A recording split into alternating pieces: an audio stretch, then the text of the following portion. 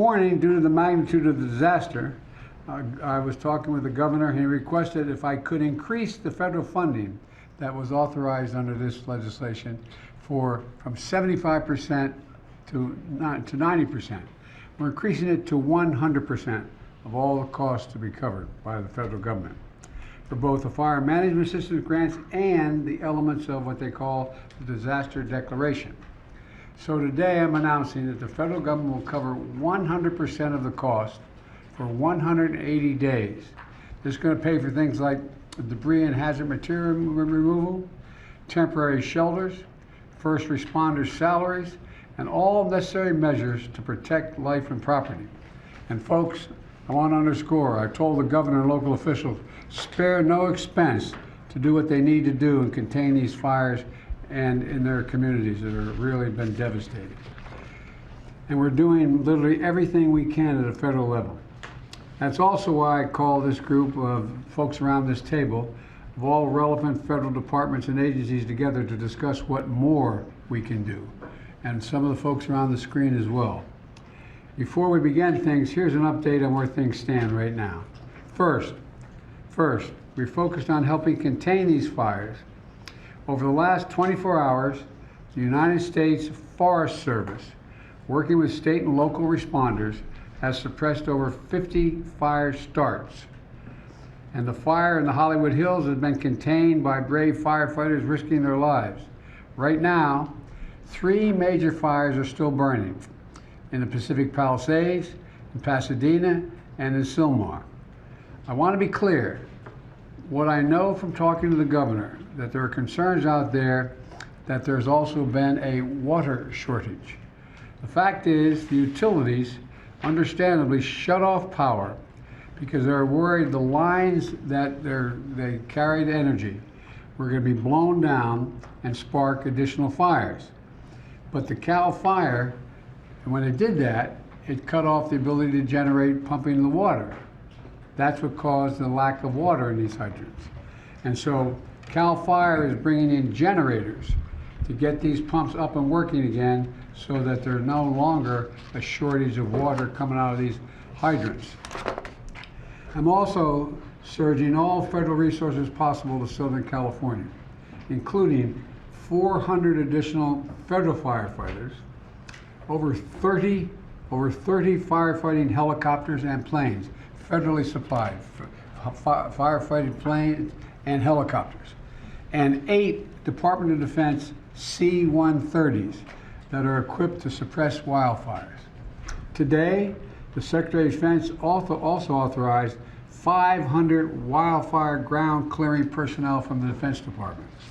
And I've directed the department to continue working with Governor Newsom to identify additional resources that can be provided for public safety and security. And we've secured additional firefighters and firefighting aircraft from our ally in Canada as well. I also want everyone in Southern California to know we're going to keep at it. We're sticking with this. We expect there may be a temporary break in the winds, but in some areas the winds are likely to continue well into next week. And so we're going to continue to sending everything, literally, every resource we can find that's appropriate to help the governor and the first responders. Second, we're focused on helping people who have been displaced or in many cases lost everything. You've reported on, you've seen the homes just burned to the ground, whole areas burned to the ground, large areas. They've been displaced and they've lost everything.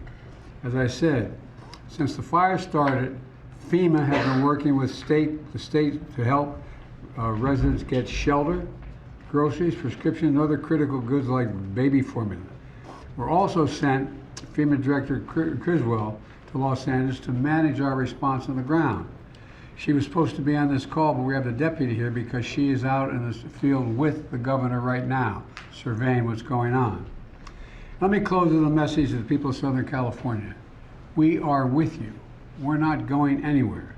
To the firefighters and first responders, you are heroes. Many of these firefighters are out there risking their lives, and some, well, I won't go beyond that, but risking their lives, and while their own homes are in danger, their families are in danger. To the firefighters and first responders, you really are, it's not hyperbole, you're heroes. You're genuinely heroes. And the worst, this is the most widespread, devastating fire in California's history. It's amazing. And there's nobody understands it better than the press have been covering this on a minute-to-minute basis. And you literally have to run into the flames, these firefighters. You know, that old expression, God made man, then he made a few firefighters. Who runs into flames? You know, in doing so, you're leaving your own families and who may be in harm's way as well. So we owe you. And we're going to make sure that you get every resource you need, every possible resource you need. You know, to the families who have been impacted by this disaster, you're living through a nightmare, I know. And I promise you, we're going to help you get through this and eventually recover and rebuild. I want to turn it over now to the Vice President before we go on to the folks in the various cabinet positions as well as agencies that control these issues. Madam Vice President, I know you're directly affected, so you fire away. No pun intended. Indeed. Thank you, Mr. President, and also for the work that everyone around this table has been doing with the appropriate sense of urgency, because this is an urgent matter. What we have seen in California, and in particular in Southern California, is apocalyptic in terms of the nature of it and the unprecedented nature of it as well. What we are seeing is a situation that is extremely dynamic. It is very much in play, and to some degree unpredictable, because we are literally waiting to see which way the wind blows.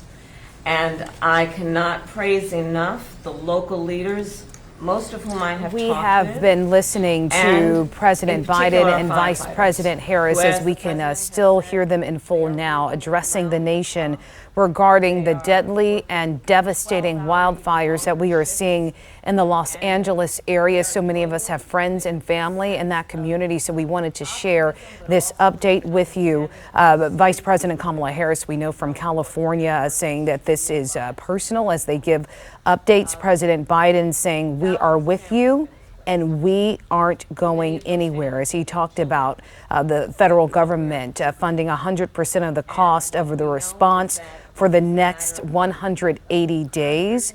Again, they're talking about first responders sheltering there. But again, these devastating fires are growing, and they're talking about the efforts and the need for people to evacuate if they are given those orders. So again, they're addressing the nation now. We are going to continue to follow through and update you on the condition there in Los Angeles. Again, as so many of us have loved ones there and care about what is happening across the country.